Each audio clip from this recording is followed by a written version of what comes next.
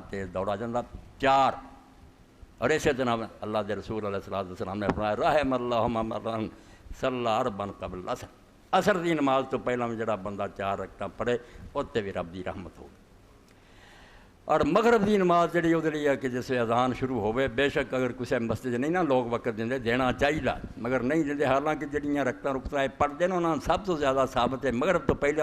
بخاری شریف تک کیا حضور نے خود کیا صحابہ پڑھتے سی، انہیں پڑھتے سی بے مسجد نواں آنے والا بندہ آتا سی کھنی جماعت ہو چکی ہے مگر انہاں سنتاں نے کل عدم کر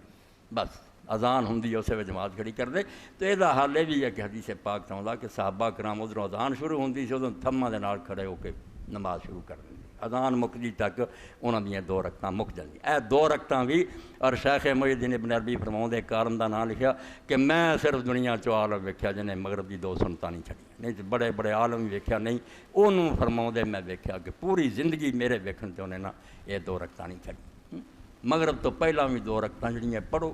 نماز مغرب تو بعد پھر 2 رکعتاں جڑی وہ بھی سنت ہے. اونج کدے کدی حضور پاک صلی اللہ علیہ وسلم جوں لگے مغرب تو پڑھتے عشاء تک بھی لے گئے، نفل جڑے وہ وقت ہے گا کوئی پڑھنا چاہے مگر پکیاں 2 مغرب